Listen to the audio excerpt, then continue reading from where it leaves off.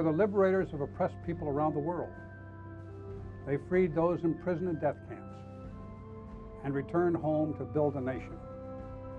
They were the American soldiers of World War II. Hello, I'm Norman Schwarzkopf. I've always been captivated by America's veterans, including, I'm proud to say, my own father, who, like so many from that generation, taught me the true meaning of duty, honor, country. The film that you're about to see is an affirmation to those who understood what history expected of them. For the 352nd Fighter Group, all that was expected of them was to control the skies over Europe and gain complete air supremacy over the Axis powers. It is difficult for me to imagine the darkness that would have descended on the world if they had faltered. My combat days are over, but I've been fortunate to have commanded soldiers who embodied the same can-do spirit as those who fought during the World War II. So to all those men and every American, it is my privilege to introduce to you one of the most decorated units of our history, the fighter pilots of the 352nd Fighter Group, the Blue-Nosed Bastards of Bodney.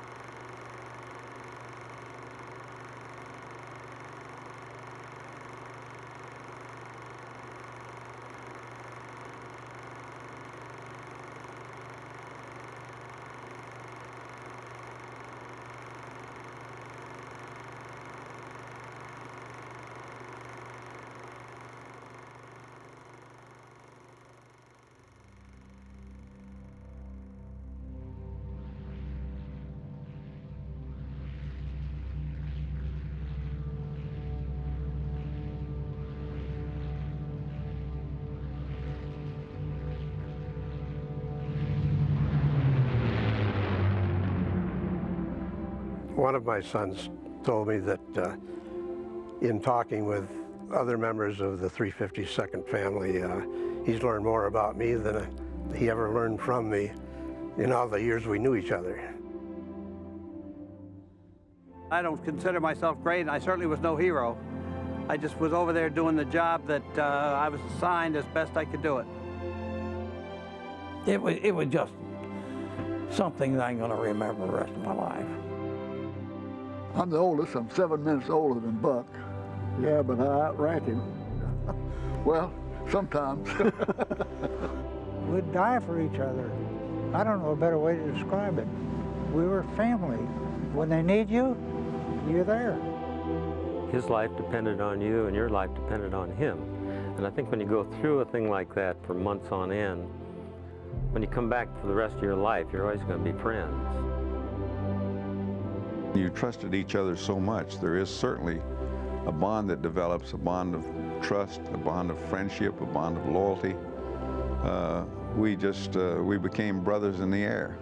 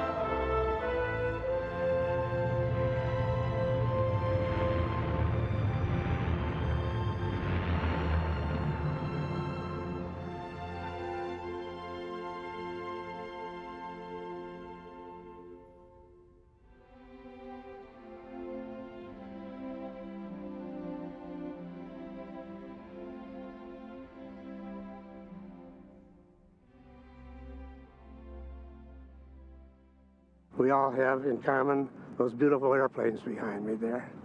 And that's why it's such a joyful event when this crowd gets together. I guess the reason that I come to these reunions are the people I run into, people I flew with, people I associated with during World War II. First reunion I went to was in Oklahoma City. I was scared because I didn't know whether I would know anybody, recognize anybody. And one of our types said, "Oh, don't be worried, just reach up and mentally slap their cheeks, build up the baby fat in their face, and you'll bring them right back to their 20, 22, 24-year-old age." And I thought about that, and sure enough, and here were these about 15 guys standing in one spot, and uniquely, I knew every one of those people by name, except one. I couldn't remember his name,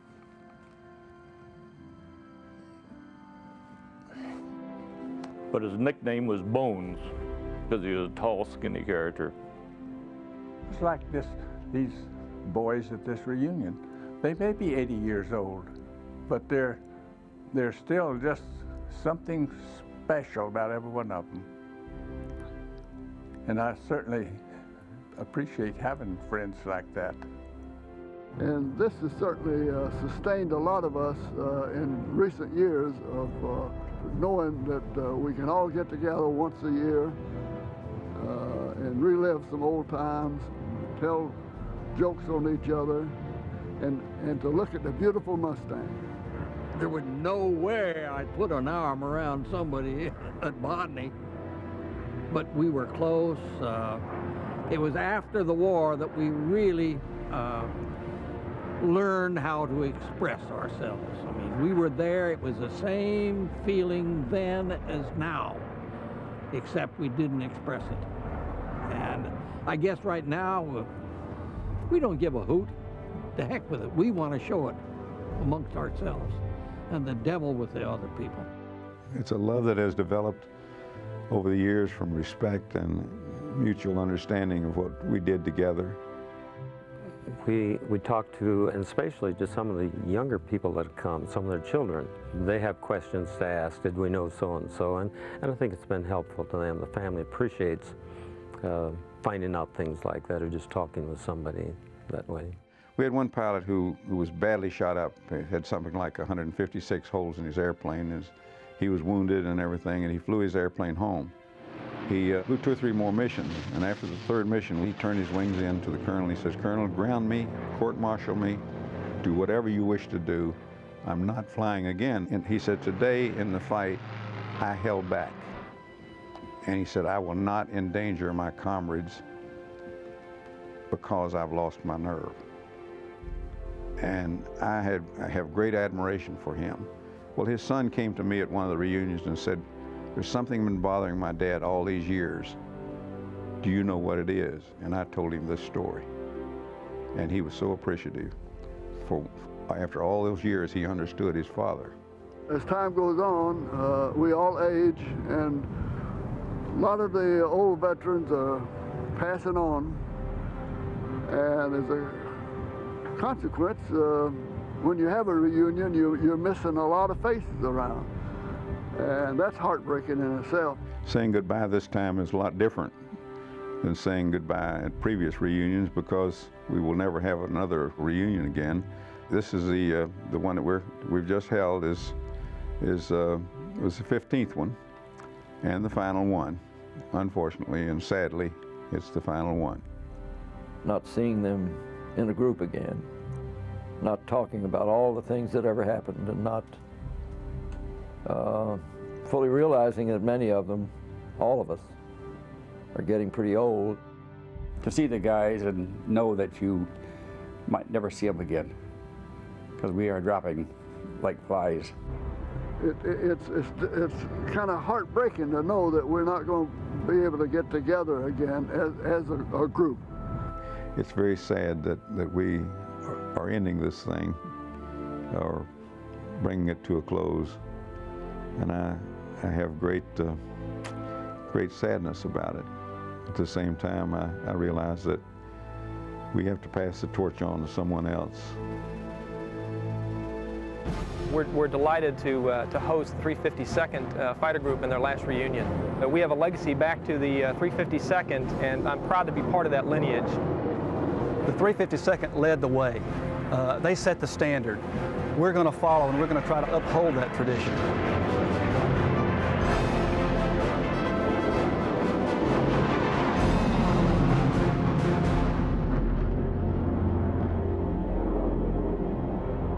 The Germans called us the blue-nosed bastards because we were pretty tough on them at times. And so it made us feel good to even be called that. We understood that the Germans had quite a bit of respect for our group, for some of our achievements against them. And that we were, since we had the blue-nosed Mustangs, that they referred to us as the blue-nosed bastards of Bodney because they knew where we were from. It's said that they got the name for the blue-nosed bastards from Goring in that they were asking them what the problems were on the Western Front, and the problem was the blue-nosed bastards of Bodney were giving them all the problems of what was going on there in theater. You know, 58 years ago, young men at about the age of 20 years old were given almost an impossible mission by their country. Basically, it was to save the world against fascism and imperialism. And they did that, and they did it well. The 352nd was active in beating down the German Luftwaffe's fighters that were trying to get at the bombers. During D-Day, and that time all around the invasion of Europe, a lot of tactical work was done, bombing, strafing, which is shooting up troops on the ground by an aircraft, while the coup de grace was administered by the Mustangs. In this case, blue-nosed Mustangs. I remember watching B-51s, the Blue Nose, chasing the Messerschmitt, and it was really impressive because as a little boy you see people fighting like that in the air and you don't realize exactly what's happening. You know that they are coming to liberate you. It was the top scoring squadron in the European theater of operations. They did their job. They believe in their country, freedom, and they were ready to lose their life, to sacrifice everything, to liberate us from oppression. For me, they were heroes, and because of them, we are free. When General Kepner said that our group was second to none, we had to live up to that. And I think we did. Mister, why'd you join the Air Corps? And the answer was, sir, Pa beat Ma, Ma beat me, the food at home was pea poor, and my girl and the banknote were both 30 days overdue, sir. That's why I joined the Air Corps, sir. Yesterday, December 7th, 1941, a date which will live in infamy. As I recall, it was a Sunday, and my brother and I, we used to play sort of pick-up football, and somebody came by and said they just bombed Pearl Harbor. All the young fellows were saying, hey, I'm going to enlist. And I decided that, like so many then, that I would enlist. As a hillbilly out of the hills of West Virginia and a poor boy during the Depression who didn't know what was on the other side of the mountain, getting into the military, getting my wings, learning to fly, carried me from a boy to a man very quickly, and particularly when I got in combat. They came from all over, different walks of life. Some were farm kids, some were just out of college and in different areas of work. It was difficult. The training was strict, and you had to do things right.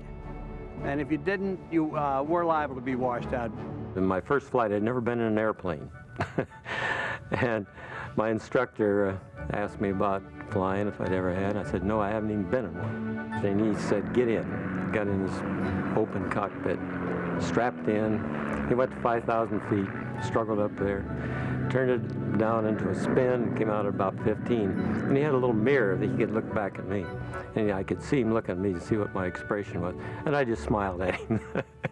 But they could tell who would be a fighter pilot or who would be a transport pilot or a bomber pilot, you know. They could tell by the way you handle the airplane. And my instructor said, Jack, you're going to be a fighter pilot, whether you like it or not. I became a fighter pilot. 2 days after I took my first flight in the P-40, I was old enough to legally buy a drink. I was 21, I think, when I enlisted. I was 21. I was 19 years old when I got my wings. We were all young and eager, maybe had more guts than we had since. Well, we were just kids, and I'd never been out of the country before, and it was quite an experience. I went into Piccadilly Circus, the first trip into London. Piccadilly Circus is where all the nice young ladies gather. Me, being a green young fellow, I went down there and I couldn't believe what I was seeing. The bars opened at about 10 in the morning and closed at 2 in the afternoon. They opened at 5 o'clock and again till 10, and I was in them most of the while. Well, we were funny in the bar, but we were all business on the flight line and in the air. Frank Cutler, meanest man alive. He took my airplane mislaced and rammed into a 109 with it, and it just ruined our relationship entirely. Jack had flown in the Pacific and wiped out a whole group of Japanese who had just invaded the Philippines. And he wore that helmet, that flying helmet, the fur, even on the hottest day in May at LaGuardia. He would never get rid of it. Every time I flew Ed Heller's wing, I knew I was safe because he was one of the greatest. Luther Richmond was a guy who just naturally commanded respect. Pappy Gignac was probably one of the greatest men that ever walked on this earth. Anyone who was over 21 got to be a Pappy, I think. J.C. Meyer was a little bit sarcastic. You either liked him or hated him. J.C. Meyer, who had the soul of a man, he was nasty sometimes. We called him Lips, because he had great big lips. I think we're all characters. I wanted to be a fighter pilot, and the good Lord was good to me and made me a fighter pilot. If I was going to say what made a great fighter pilot, I think I would say, first of all, aggressiveness. You can't sit back and wait for the enemy to come to you. You got to go out and hunt him down and get him. You don't give up just because they try to bail out, because if they do bail out, they will be back with us the next day or so. There's nothing personal involved, but we're trained to get that enemy aircraft. This is not a game, and there's probably nothing more involved than being in three-dimensional activity with high forces of gravity, using machine guns, and trying to defend yourself against somebody who is out to kill you. The outcome is permanent. When you're flying in the air, you're watching each other, you're protecting each other, and you're hoping for the best. And whenever somebody went down, you really felt it. When the Navy lost the 5 Sullivan brothers, they came out more with a policy that brothers should not serve together. But we stayed together. When you're out on the same mission, you're gonna sweat all your teammates off. But if you have a twin brother flying in the same flight, you'd certainly sweat it out a little bit more. You know, double jeopardy. It really is, yeah. My wingman initially was Red Dog. No matter what you did, Red Dog was there. If you were flying tight turns, you look over and there's Red Dog. It just great respect. He respected me, and I really respected that character. Everybody talks about the great fighter pilots, this and that and the other thing. But you can't get airborne unless you have a crew. And we had a crew chief, assistant crew chief, and an armor. And if you didn't have those, you didn't have anything. I think they're the unsung heroes of all our missions, because if we got back, it was a credit to them, not us. I think those guys did as much for the war effort as any of us. I flew 83 missions because Bob maintained my airplane so well. He got me back through the war with his skill, with the engine and keeping my aircraft flyable. I said, I owe my life to Bob. I was an enlisted man, he was an officer. We did not fraternize, you know, go out with them, but when they come to the plane, we were like brothers. I had a crew chief I trusted. I walked to him, I said, is it okay? He said, yeah. I'd go around, I'd kick the left tire, kick the right tire, go back to the tail wheel and pee on it, get in, and that's it. I did that for every single mission I ever went on. Kind of stupid, but that's the way it was. The first day that he was assigned to my aircraft, he came out and we had some small talk and stuff like that. When he left, he said, Sergeant, he said, whenever you say that plane is ready to fly, he said, I'll fly her. And also, I've got to say this, in many cases, we were having a lot of fun. We were enjoying some parts of it. It's interesting to live on the edge, makes the rest of life a little sweeter. Let me tell you something. I enjoyed being a pilot. Some of the best years of my life were the war years. And I feel a little bit ashamed to say that because so many good friends paid an exorbitant price. But to be truthful with myself, I have to say I enjoyed those periods of flying the best airplanes in the world. That was something I dreamed of as a kid. The airplane that I had in the 487, I named it Sweet and Lovely because that was the way I felt about the P-51. It was sweet and it was lovely. It really became an extension of your hands and legs and your feet, and your eyes. You didn't get into it, you strapped it on, basically. You just get in and wrap it around you, and you just become part of that P-51. Yes, about 2 weeks ago, I reached my big fat 80, 80 years old, and I don't feel 80. I look at people who are 60, and I realize that I was a fighter pilot. That made me and kept me young.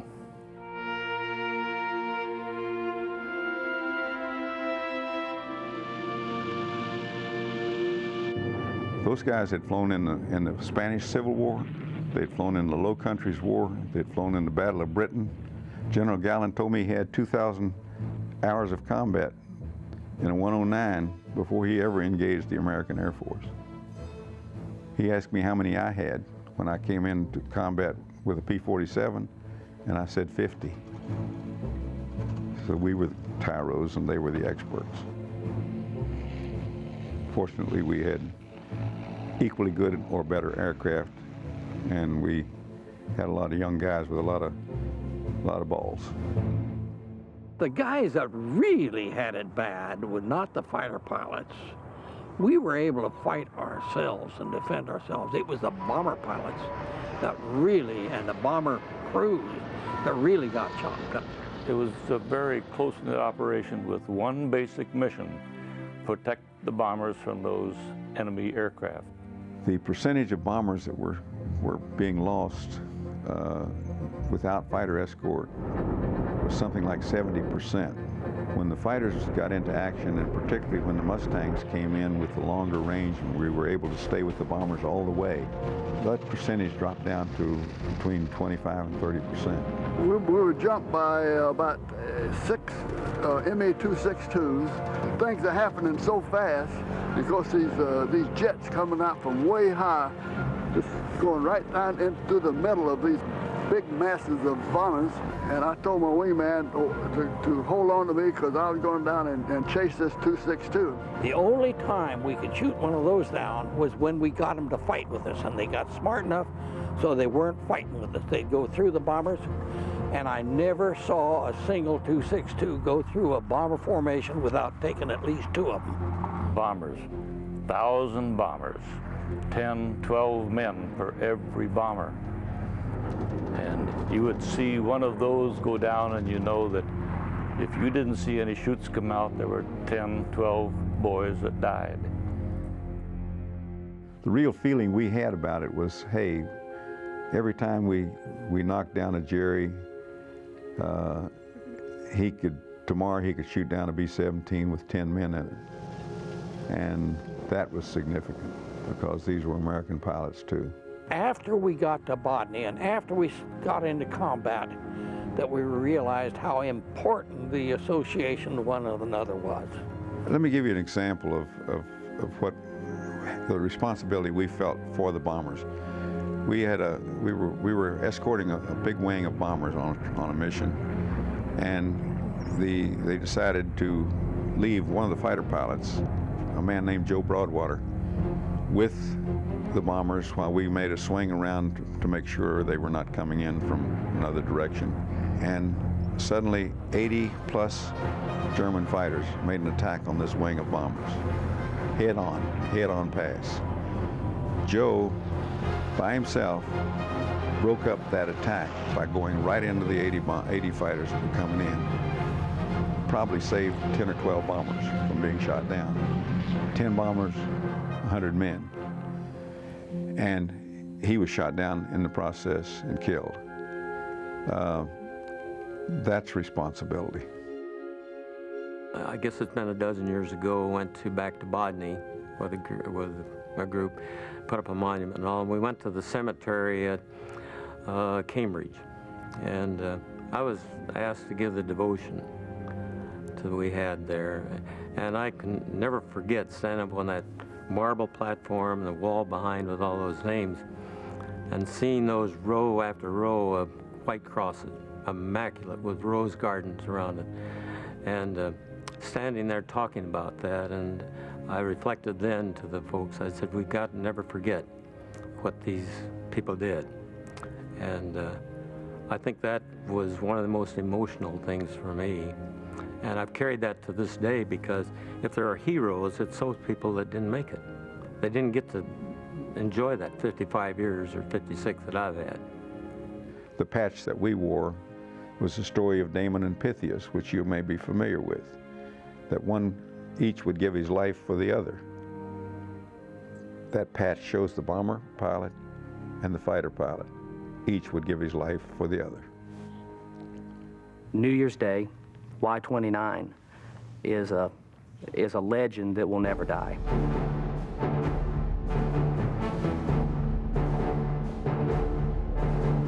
In the winter of 1944-45, there was the Battle of the Bulge, which is well known, where the Germans had a huge offensive. 2 squadrons of the 352nd were moved from England, where they were under the 8th Air Force and generally flying cover for bombers, over to Chev, Belgium, an airstrip which is titled Y-29. There would be no crew there to help us. They give us a set of spark plugs, and I had never seen the inside of the engine, and I didn't know what I was going to do. And the 352nd was moved forward to support the troops on the ground. And the embattled troops on the ground were going through the same devastating snow and cold conditions that the crews and the pilots of the 352nd were experiencing at Y-29.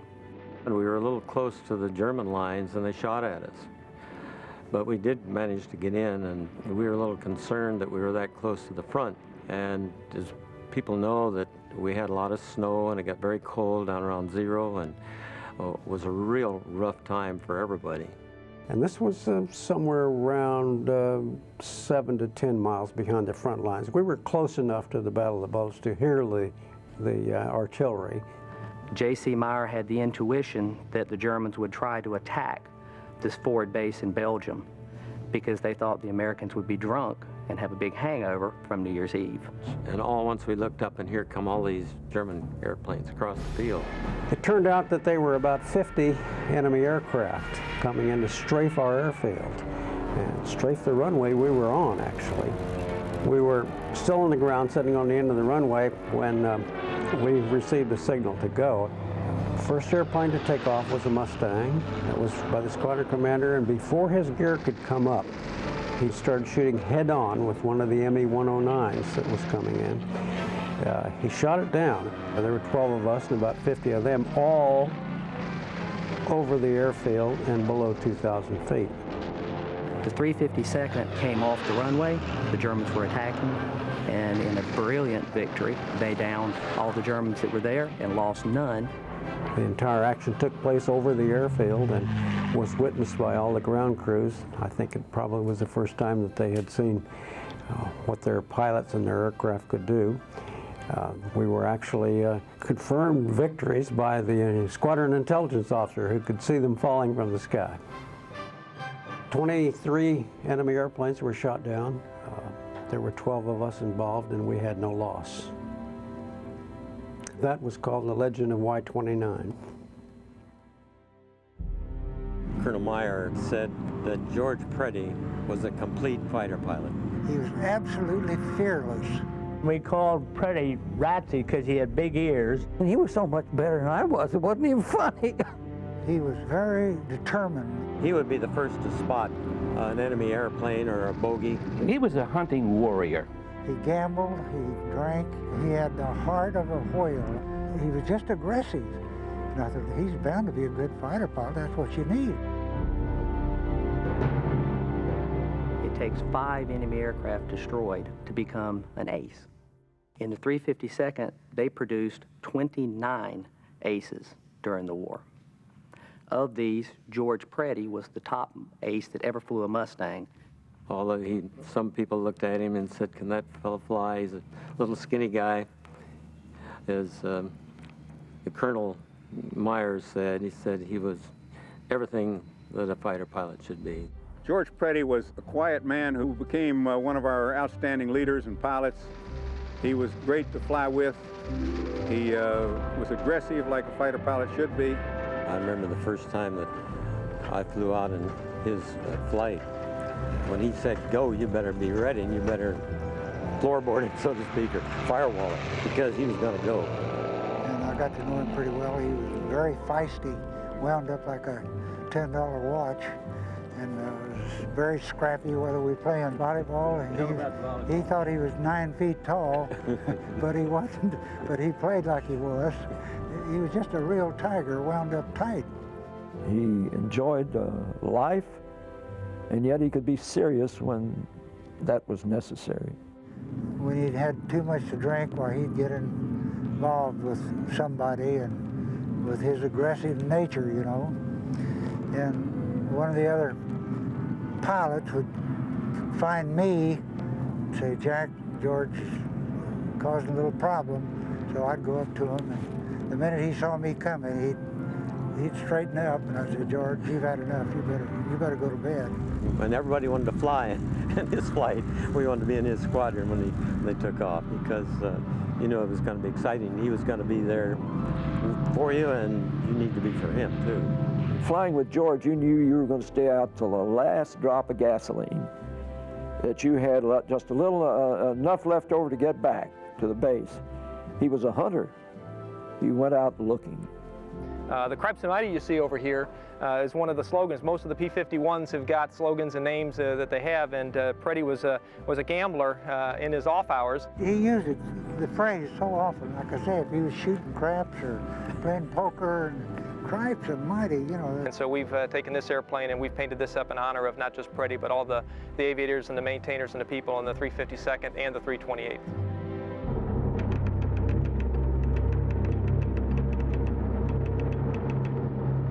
The night before is when it all began.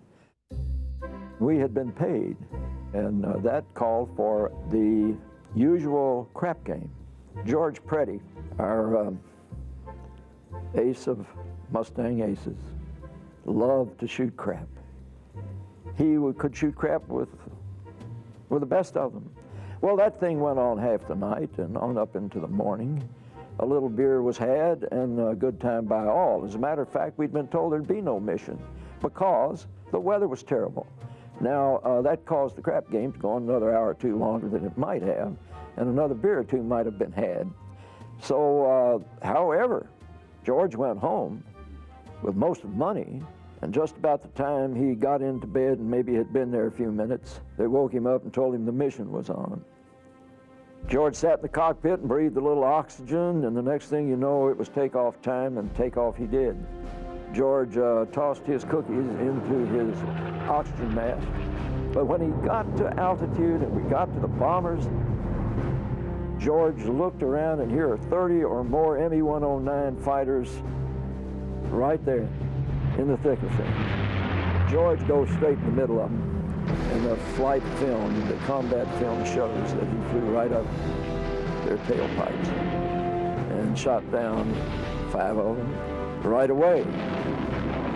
And then he dove after the 6th, and down at treetop level, he nailed him. All this within 5 minutes, you understand. He landed, taxied up, and held up 6 fingers with a smile you wouldn't believe. That was George Preddy. Some kind of a man. In 1944, Major Preddy came home to Greensboro, a great American hero. He returned as the highest scoring ace in the P-51. He was the highest scoring ace in the European theater at the time. They wanted to use him for publicity purposes, but he didn't want to. He wanted to come back. He came back. He said, I've got to go back and fight again. That was George. I want to read something to you that he wrote while he was at home. He said, I must go back to do my part, back to fly and give again. And I'm not afraid.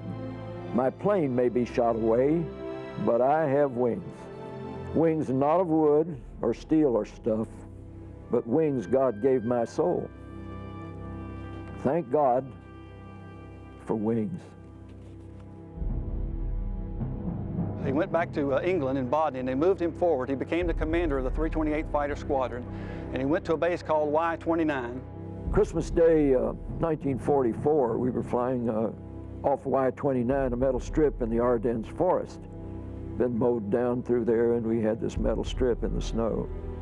The last mission Preddy flew was that morning, Christmas morning. That last flight, as we were getting ready to go out to the plane, there was 4 of us, and he was, final instruction, he said, you know, stand close and that sort of thing. And then just very dryly just pulled up the pants leg and showed his red socks that I believe his mother had sent and for Christmas. And he just said, matter of fact, he said, Preddy's going hot today. We took off and went to about 23,000. There were a lot of both enemy and friendly planes. The radio just came alive with all kinds of conversation, yelling, screaming. Preddy had flying with him that day, his wingman was Gordon Carty. They ran into a couple of enemy aircraft, and they were down pretty low. But they had gone down on the deck and was going across the treetops. And the anti-aircraft on the front line, our own people, had been told that there was an airplane, a German airplane coming towards them. So they got ready and they had all this fire ready. And Preddy was right on the tail of this one. He'd already shot down a couple. And so as soon as he came over the treetops and they threw up everything. On Christmas Day, 1944, George Preddy, my commander, was killed by friendly flak. Period. I mean, what we do? We had a couple of drinks and went on and won the war. Period. That was the way it was. He did his job, and the job was hunting enemy and getting rid of them.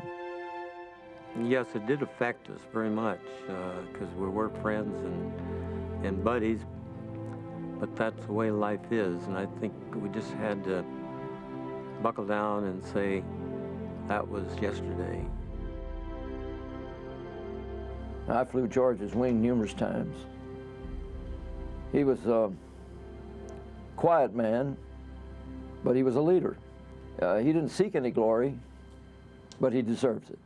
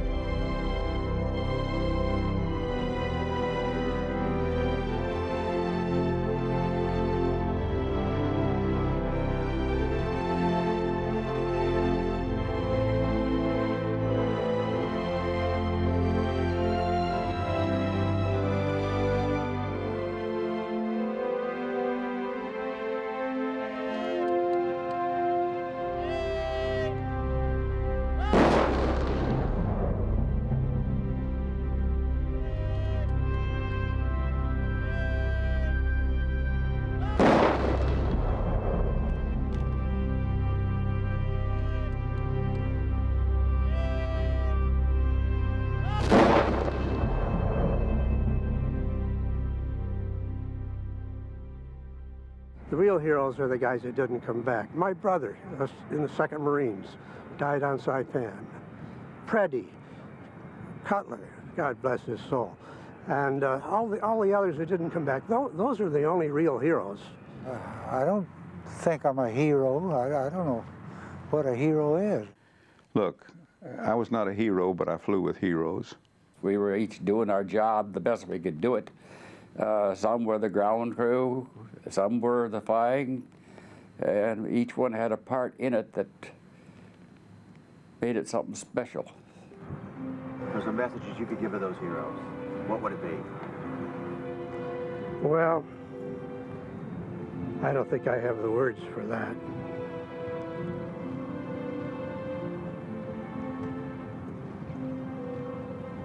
I guess I would just like to walk up to them and shake their hands and embrace them.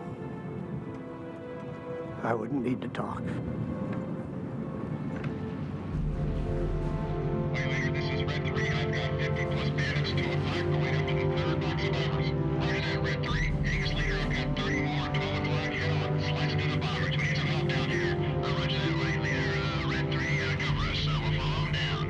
It was the very first mission of the group. 328th was the 3rd Squadron. I was a junior birdman, so to speak, in the last flight. So that means I was the 42nd airplane to give throttles. We used to line up, you know, 4 abreast. You'd cock right, wait until the guy in front of you, tail come up, cock left, nod, and give her the gun. And I did that. And just about the time the tail came off the ground, I heard this strangest rattling noise and something that was not quiet because I got a 2,000 horsepower kicker out there and I could hear it. And I thought, boy, first flight of the group or first mission of the group, and I'm going to have to abort before we get airborne. I looked down and I found the problem. My knees were knocking together so much that they were rattling the pedals back. I thought it was your brain rattling. No, he didn't have a brain. You hear that? He was such a hot pilot, he steamed up his gun camera. It never worked. I had this silver dollar that had my birth date on it, and I carried it as a lucky coin. And those doggone pants pockets were so loose and the fatigues. And every time I'd be in the cockpit, not every time, but a lot of times the thing would slip out and rattle down the bottom. And I thought, oh my God, it's gone. So when Rocky come out, I say, hey, when you come back, just roll it over and get my damn dollar back. And he would do that. He'd roll it upside down, reach down in the canopy, get my dollar back. When he'd come back, he'd hand it to me. And I don't know how many times that happened, but he always got it back for me. The only thing that I brought home from overseas was that. You remember For 69 missions, it was up on the board. Whenever I put They would hang those up on the board if you were flying the next day's mission. They would put your names up in the position that you were going. So when I left, they said, you can have that. And I said, I'll take it home. That's the only thing I brought back. I didn't even bring my Well, I'm still wearing the watch that I wore on all my missions. That was a GI pilot's issue watch. And still keeps good time, and too. still keeps pretty good time. Yeah. I have to wind it a little more often, but it's the spring kind of you. Have to rewind me. First time we saw the 163, the rocket plane. Yeah. We saw it go up. It's going up at about a 45-degree angle, and somebody called out and said, "White leader, do you see what I see?" He said, "Yeah, I got it." It was J.C. Meyer saw it. He said, "Yeah, I've got it." A few minutes later, this guy said, "What are we going to do?" White leader, he said, "I don't know what you're going to do, but I'm going to get some damn altitude." Did anybody ever shoot down one? No, I don't think so. Not a 163. They were rockets. My understanding was they shot themselves down. They shot themselves down. If they ever landed with any fuel in them, they always exploded. That's what I was told. Well, you had to hang yourself way out in front of that Arado to get it, didn't you? Well, yes, I had to. The only way you could do it and let him fly by. And if he'd have so much as twitched his nose at me, I'd have... But he didn't. He flew straight, and I just continued to loop up. And my film shows him at exactly perpendicular to the thing. the ground was like that, and I was like, well, actually, I was like this, but that's the way it looked. Could you go through that again without waving your arms? Who can fly a bird without putting his arms in it? This guy, I cannot convince him that he wouldn't be our leading living ace today if I hadn't saved his butt a few times. Well, that's all right. When you were strafing, do you remember those little white puffs that kept coming at you? Yeah, that's the little white thing.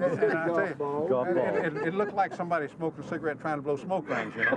And those things, you knew you were being fired at, and those things would come on by you, you know. And that was kind of scary. I remember strafing a train one time, and they come back and said, "Did you see any ground fire?" I said, "No, there was no ground fire." And it got to film back, and boom, boom. I never did see it. You talk about some of the other people, like the flight surgeon, like Doc Lemon and so forth. Those guys were all very supportive to us. And when I crashed that airplane on fire down there, Doc Lemon was jumped off of the second level of the tower. Yeah. He jumped off of there down onto the ground, jumped in his Jeep, and he and his driver were the first ones down to where my crash was. And then a few minutes later, I had run into the woods out of sight and so forth. A little bit later, we came down to the crash, and I was by that time feeling pretty cocky because I'd survived. And I yelled down, "Hey Doc, who was it?" He said it was Punchy. And then he realized he was talking to me. They were down there looking for my body. Did he carry Thunderbolt punch down there to you? What was he? Did he carry any Thunderbolt punch? Well, Thunderbolt punch? No, he didn't give me that. That's a wonder he didn't. He sure filled us up. What was Thunderbolt punch? Oh, that was. Tell him what it is, Doc. Grapefruit juice and grain alcohol. Green alcohol, and it was the party drink. Remember, Needles used to like his it. Dog, yeah. And he got drunker than a coot, and Doc just, oh man, he fried us for getting his dog drunk. Some of those parties with that Thunderbolt joy juice were really something. We bring in a whole 2 or 3 truckloads of girls from the nearest village. And by the time they got them there, we'd already had 2 or 3 drinks of that stuff, and all the girls looked good, whether they did or not. They had that stuffy rule they had to be off the base by Monday. But they didn't say which Monday. Hey, our wives are going to hear this. Oh boy, shut up! It was a piece of cake to fly.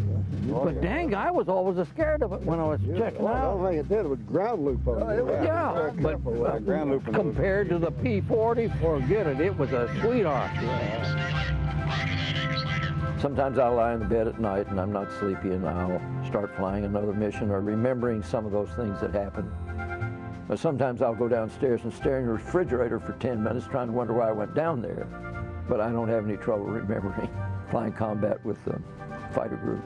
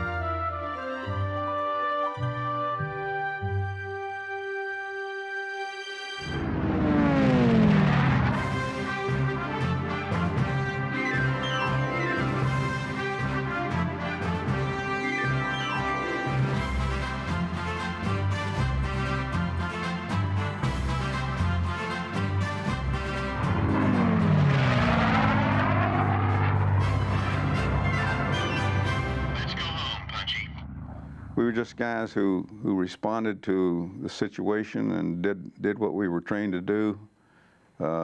We felt strongly about our cause, and that your responsibility to your country is so important because freedom is never free. I wish I could relive those days again. I'd give anything to relive my military career. Yeah, it's really great, yeah. We were that close. We flew together, we ate together, we drank together, we went on leave together, and we were closer than brothers. We were depending on each other to save our lives, and we had to work as a team. But it took something different, and it's hard to explain it because I can't compare it to brothers or friends or anything like that. It's something a little more special than that. We're all family. Why do you go see your folks or your? Because you're family. You love them, and we love each other. Our young people need to know what happened and how important that history was to the freedom of this country.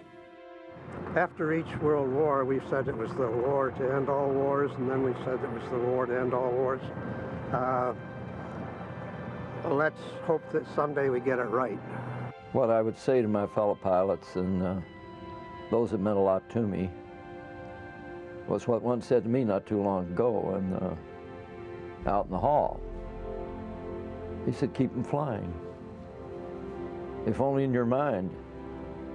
Since they're not here, I think I can get through by saying they're a wonderful bunch of guys. They did a tremendous job. The crew chief, assistant crew chief, armorer, the boys in headquarters who were setting the missions up. Everything they did was in direct support of me and the guys I flew with. And they did a tremendous job.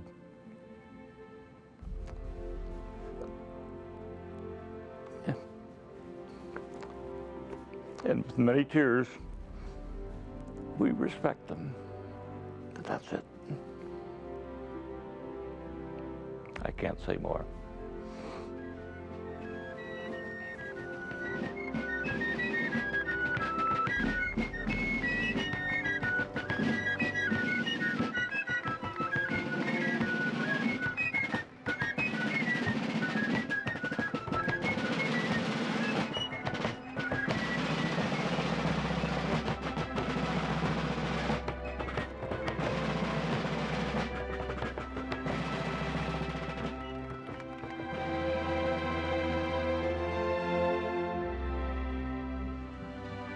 Heroes of the 352nd Fighter Group, welcome. Welcome to the Virginia Air National Guard. The 352nd established the enviable record which Fighter Command General William Kempner described as second to none. The 352nd flew 420 combat missions, 115,673 sorties, 59,387 combat hours, and destroyed 776 enemy aircraft between September of '43 and April of '45. The group had 28 aces and was awarded the Distinguished Unit Citation and French Croix de Guerre with Palm. These are impressive statistics, but no statistic can measure the human sacrifice.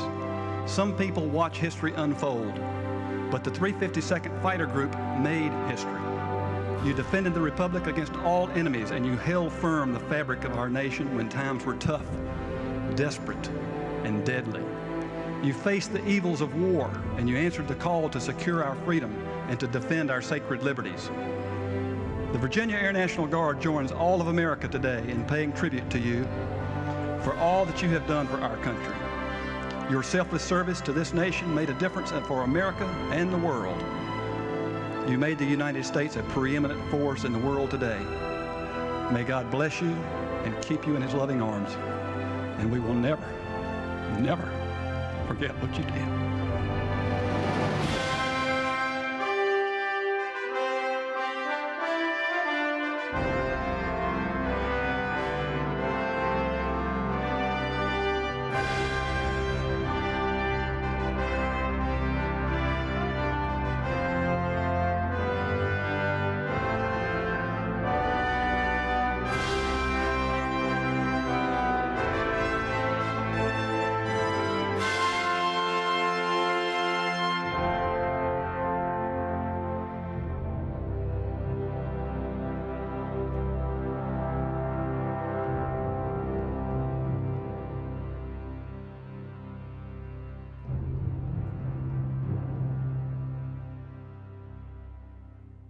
As far as singing songs, we've always done that in the fighter squadrons, and it's part of living right there, and part of being a fighter pilot. That's right.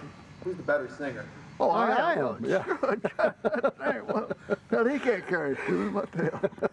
Oh, hallelujah, hallelujah. Throw a nickel on the grass, save a fighter pilot's life. Oh, hallelujah, hallelujah. Throw a nickel on the grass and you'll be saved. I pull into a loop. To me it looked all clear. I pull up on the punchy. My God, the end was near. They had me for the board and they gave me the works.